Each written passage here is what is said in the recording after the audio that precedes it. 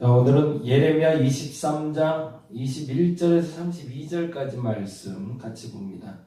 예레미야 23장 21절에서 32절까지요.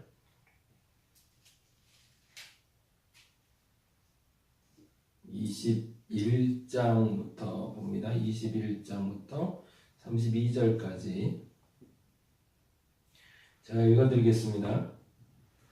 이 선지자들은 내가 보내지 아니하였어도 다람쥐라며 내가 그들에게 이르지 아니하였어도 예언하였은즉 그들이 만일 나의 회의에 참여하였더라면 내 백성에게 내 말을 들려서 그들을 악한 길과 악한 행위에서 돌이키게 하였으리라. 여호와의 말씀이니라. 나는 가까운 데 있는 하나님이요 먼 데 있는 하나님이 아니냐. 여호와의 말씀이니라.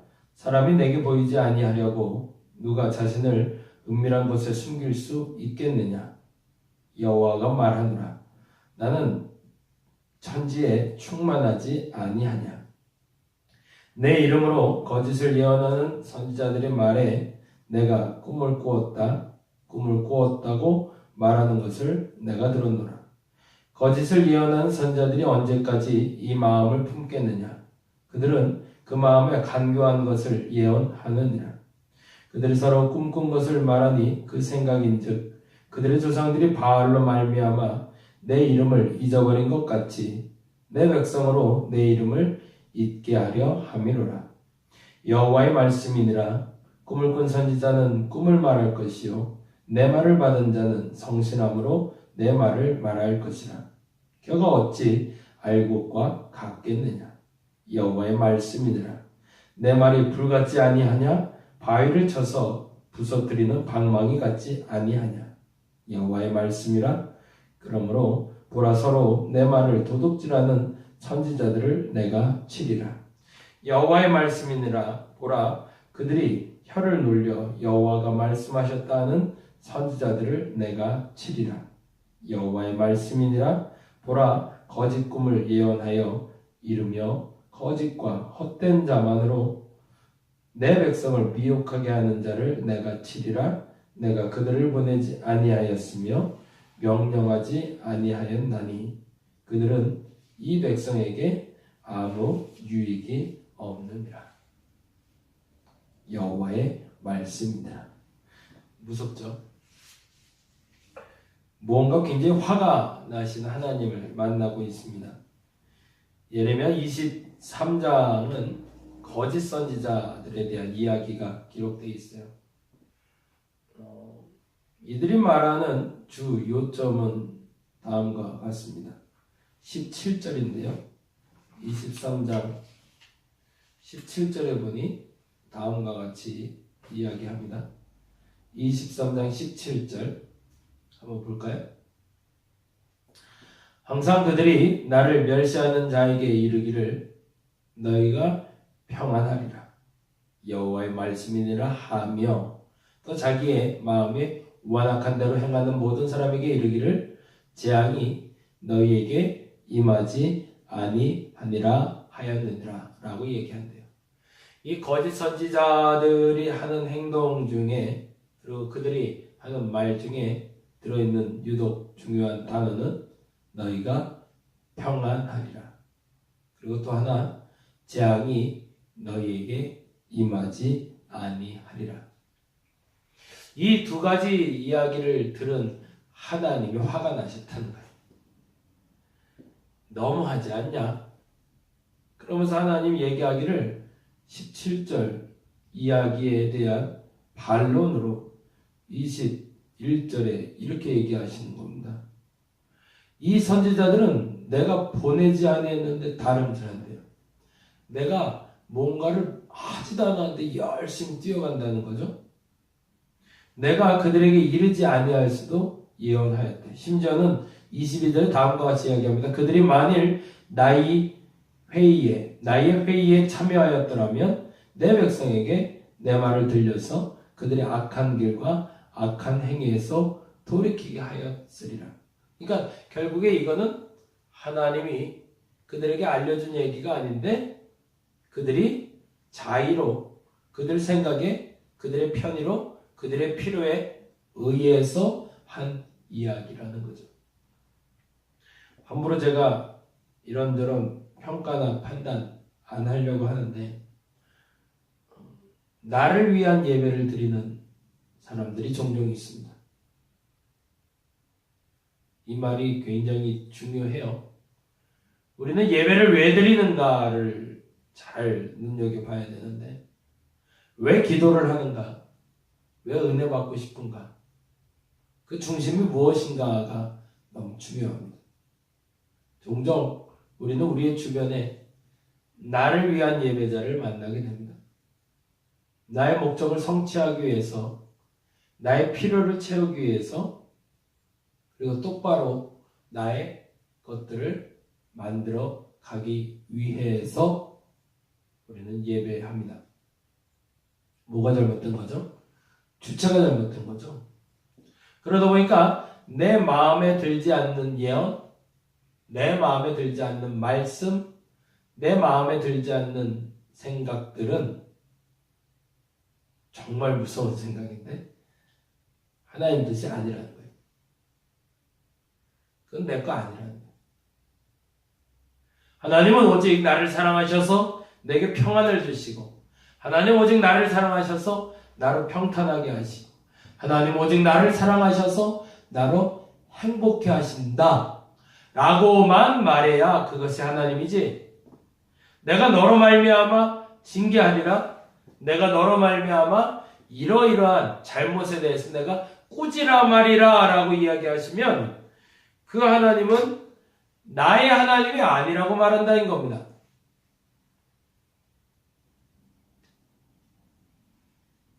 여러분은 어떠신가요? 물론 이런 얘기를 맨날 하는 게 별로 재미있는 얘기는 아니에요. 저도 맨날 이런 얘기하고 싶지는 않아요. 맨날 저도 그러는 건 아니지만, 근데 중요한 건 우리가 기도하는 목적, 예배하는 목적, 말씀 보는 목적, 그리고 하나님의 음성을 듣는 목적은 내 뜻에 대한 성취가 아니라 하나님의 뜻에 대한 실현이어야 된다는 거죠. 날이 새면 논밭을 갈고 비가 오면 글을 읽는다. 청경, 우독, 오늘 우리에게 주시는 2018년 우리에게 주셨던 표입니다. 왜 날이 개면 논밭을 갈고 비가 오면 글을 읽을까? 나의 목적을 위해서 매일 열심히 살고 나의 목적을 위해서 기도하고 예배하는 것이 아니라 하나님의 뜻의 실현과 성취를 위해서, 보다 정확히는 예수의 삶이 전해지게 하기 위해서, 예수의 삶을 살기 위해서, 하나님의 삶을 살기 위해서 우리가 기도하고 예배하고 말씀 듣고 그리고 전도한다는 겁니다. 근데 문제는 이 선지자들은 마음이 딴 데가 있었던 거죠. 평안이라 말하지 아니하면 잘못된 선지자로 불리울 만큼 그런 시대에 살고 있었던 선지자들에 대한 하나님의 책망입니다. 그들은 내가 말하지 않았어도 달려들어갔고, 내가 말하지 않아도 그들은 악한 길이 아니라 악한 행위가 아니라 평안과 재앙이 없다라고만 말한다. 이것은 잘못됐다라고 이야기하고 있습니다. 그리고 심지어는 그들은 25절에 다음과 같이 했다고 합니다. 25절 볼까요? 내 이름으로 거짓을 예언하는 선지자들이 말하기를 내가 꿈을 꾸었다.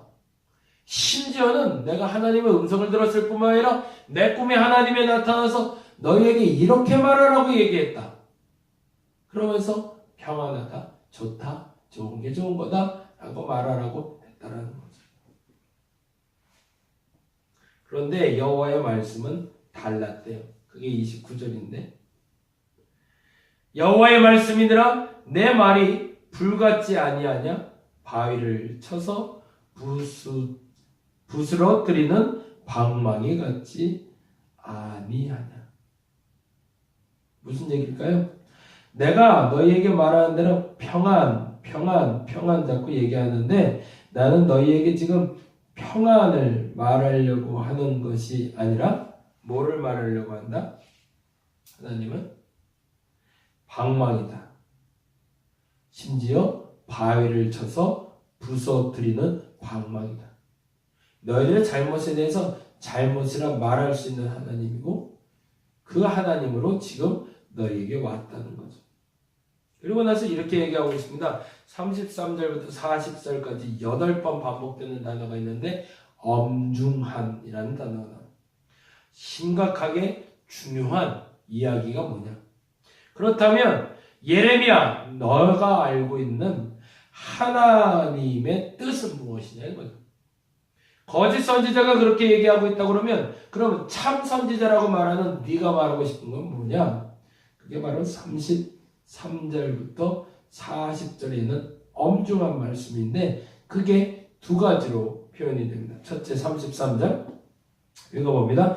이 백성이나 선지자나 제사장이 내게 물어 이르기를 여호와의 엄중한 말씀이 무엇인가 묻거든 너는 그들에게 대답하기를 엄중한 말씀이 무엇이라 묻느냐? 뭐라고요? 여호와의 말씀에 내가 너희를 버리리라. 이것이 첫째. 버렸다는 겁니다. 그리고 두 번째 34절 또 여호와의 엄중한 말씀이라 하는 선지자에게나 제사장에게나 백성에게는 내가 그 사람과 그 집을 벌하리라. 거기다 동그라미 첫째 버리리라. 둘째 벌하리라. 잘못된 것을 맞다라고 자꾸 우기면 그것에 대한 대가를 치르게 하겠다는 겁니다. 그것이 하나님의 뜻이라는 겁니다. 왜? 우리는 이 두 가지를 기억해야 되거든요. 하나님은 공의의 하나님이고 하나님은 사랑의 하나님입니다. 지금 말하는 하나님은 무슨 하나님일까요? 공의의 하나님을 말하고 있죠. 끊임없이 반복해서 우리에게 잘못을 잘못됐다 말해주시고 옳은 것을 옳은 것이라 말해주시며 하나님과 타협하려고 들지 말라는 겁니다. 하나님과 자꾸 타협하려고 하지 말고 잘못된 건 잘못되다 인정하고 달게 받고 잘한 것은 잘한 것대로 칭찬들을 수 있는 것이 옳은 것이 아니냐라고 이야기하는 공의의 하나님, 그 하나님에 대해서 지금 예레미야는 23장 전체를 통해서 말하고 있습니다. 그렇다면 공의의 하나님만 진짜 하나님이냐? 그건 아니더라는 거죠. 예레미야도 그게 궁금해지는 거죠. 하나님 그건 아니지 않습니까?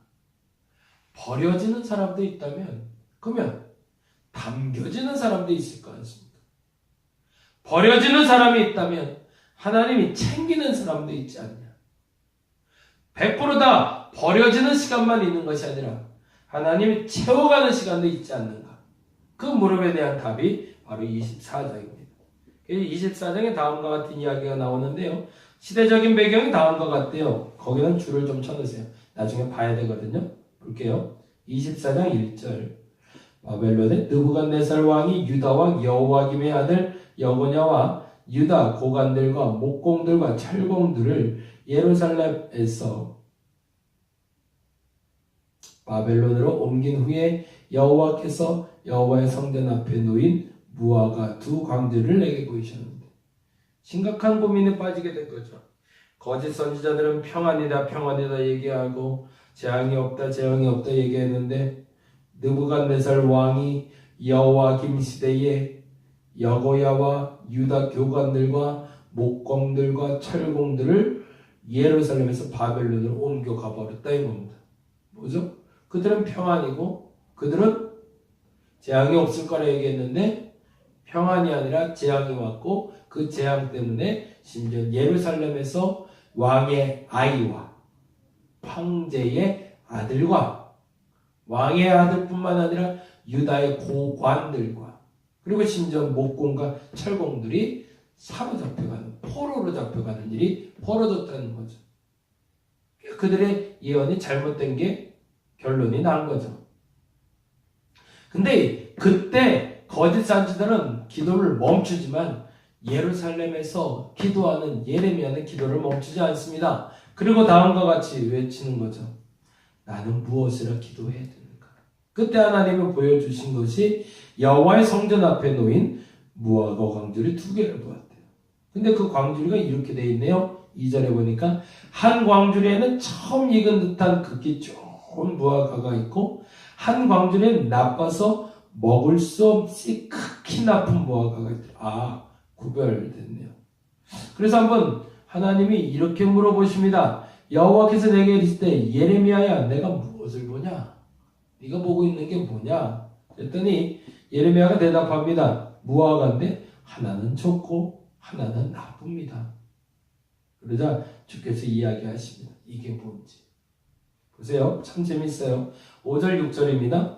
이스라엘 하나님 여호와께서 이와 같이 말씀하시느라 내가 이곳에서 옮겨 갈대한 땅에 이르게 한 유다 포로들을 이 좋은 무화과 같이 잘 돌볼 것이라. 첫째 구별됐네요. 좋은 무화과가 뭔지. 그리고 또 하나 8절입니다. 여호와께서 이와 같이 말씀하시나 내가 유다 왕 시드기야와 그 고관들과 예루살렘에 남은 자로서 이 땅에 남아있는 자와 애굽 땅에 사는 자들로 나빠서 먹을 수 없는 이 나쁜 무화과 같이 버리다. 구별이 됐네요. 좋은 무화과는 뭐라고요? 바벨론으로 잡혀간 무화과. 그리고 나쁜 무화과는 뭐라고요? 지금 유다에 남아있는 무화과. 그러면 이 좋은 무화과는 어떻게 하실지 볼까요? 6절과 7절입니다. 내가 그들을 돌아보아 좋게 하여 다시 이 땅으로 인도하여 세우고 헐지 아니하며 심고 뽑지 아니하겠고 내가 여호와인 줄 아는 마음을 그들에게 주어서 그들이 전심으로 내게 돌아오게 하리니 그들은 내 백성이 되겠고 나는 그들의 하나님이 될 거래. 어떤 사람들? 예루살렘에서 바벨론에 잡혀간 지금 여호와김의 아들 그리고 유다의 고관들, 목공과 철공들을 다시 데리고 와서 좋은 무화과로 그들을 심고 뿌리고 그래서 나의 백성이 되게 하시고 나는 그의 하나님이 될 거예요. 근데 반면에 지금 남아있는 나쁜 무화과는 어떻게 한다고 되죠? 9절과 10절에 보니까 세상 모든 나라 가운데 흩어져 그들에게 환난을 당하게 할 것이며 그들에게 내가 쫓아보낼 모든 곳에서 부끄러움을 당하게 할 것이고 말거리가 되게 할 것이고 조롱과 저주를 받게 할 것이고 왜요? 그들은 거짓 선지자의 말을 들었던 사람들이고 하나님의 뜻대로 살지 않은 사람들이기 때문에 공의의 하나님이 사랑의 하나님이 되어 보호하는 세력이 있지만 공의의 하나님이 공의의 하나님 그대로 심판하는 존재들이 있다. 왜? 하나님 뜻대로 순종하며 따르지 않았기 때문에. 근데 이게 반대라는 거죠. 여기에는 좀 독특하게 다른 것이 있더라는 겁니다. 그게 뭐냐면 원래 나라가 멸망할 때까지 치열하게 싸우는 사람이 진짜잖아요. 일제시대에 의병이 일어나는 게 진짜잖아요. 근데 일제시대 때 항복하자고 얘기하면 그건 가짜처럼 여겨지지 않나요? 근데 그 가짜처럼 여겨지는 진짜가 되라는 것이 오늘 예루살렘에서 예레미야에게 하는 선포입니다. 이게 사람들에게 납득이 안 갈 수밖에 없는 거죠. 바벨론이 쳐들어와 예루살렘을 점령했는데 점령당한 예루살렘에 사는 사람들이 모두 다 포로로 잡혀가는 것이 하나님의 뜻이다라고 말하고 오히려 거기 남아서 끝까지 투쟁하고 죽을 목숨을 담보로 싸움을 하고자 하는 사람들이 잘못됐다고 말하니까 이 예레미야의 얘기를 사람들이 듣고 싶지 않은 거죠.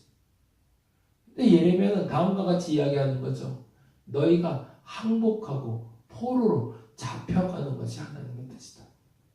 그리고 포로로 잡혀간 그들이 하나님의 보호하심 속에서 좋은 무화과가 돼서 다시 돌아올 것이다.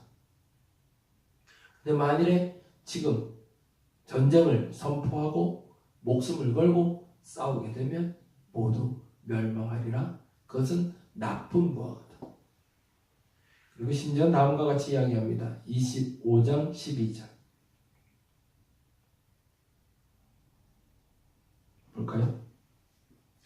여호와의 말씀이니라 70년이 지나면 내가 바벨론 왕과 그의 나라와 갈대아인의 땅을 그 죄악으로 말미암아 벌하여 영원히 폐허가 되게 하래. 무슨 말일까요? 너희들의 시간 개념에서는 지금 항복하는 것이 실패한 것, 잘못한 것으로 여기고 그것이 하나님 뜻이 아니라고 자꾸 얘기하지만 지금은 잠깐 움츠러 들어 있어야 된다는 거죠. 정의를 말해야죠. 옳은 것을 말해야죠. 분연히 일어나 잘못된 것을 바꿔야죠. 불의와 타협하지 않고 옳은 것을 선포해야죠. 근데 아직은 준비돼야 될 때가 있더라는 겁니다. 그래서 지금은 예루살렘이 멸망하고 모두가 버림받지만 그럼에도 불구하고 포로로 잡혀가 때를 기다릴 수 있어야 된다는 겁니다. 24장 1절 한번 다시 볼까요? 바벨론의 느부갓네살 왕이 유다 왕 여호와김의 아들 여고냐와 유다 고관들과 목공들과 철공들을 예루살렘에서 바벨론으로 옮긴 후에, 아까 여기다 줄쳐놓으라고 그랬죠. 왜 그랬는지 말씀드릴게요. 이 옮긴 그때에 무화과 공들이 두 개를 맡았죠. 하나는 좋은 거, 하나는 나쁜 거. 좋은 건 어디 있다? 잡혀간 사람들. 그리고 나쁜 건 어디 있다? 남은 사람들. 하나 읽어드릴게요. 들어보세요.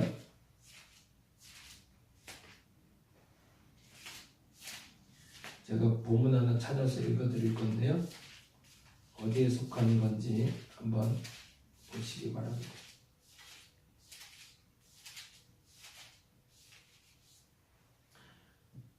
1장 1절이에요.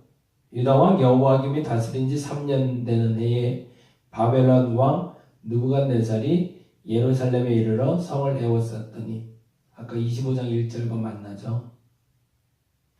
주께서 유다왕 여호와김과 하나님의 전 그릇 얼마를 그의 손에 넘기심에 그가 그것을 가지고 신나할 땅 자기 신들의 신전에 가져다가 그 신들의 보물창고에 두었더라. 왕이 황관장 아스부나스에게 말하여 이스라엘 전 중에서 왕족과 귀족 몇 사람, 그렇죠? 왕의 아들이 잡혀가셨잖아요. 유다 고관들과. 그리고 4절 곧 흠이 없고 용모가 아름다우며 모든 지혜를 통찰하며 지식에 통달하며 학문에 익숙하여 왕궁에 살만한 소년을 데려오게 하였고 그들이 갈대아 사람의 학문과 언어를 가르치게 하였고 또 왕이 지정하여 그들에게 왕의 음식과 그가 마시는 포도주에서 날마다 쓸 것을 주어 3년을 기르게 하였으니 그 후에 그들은 왕 앞에 서게 될 것이라.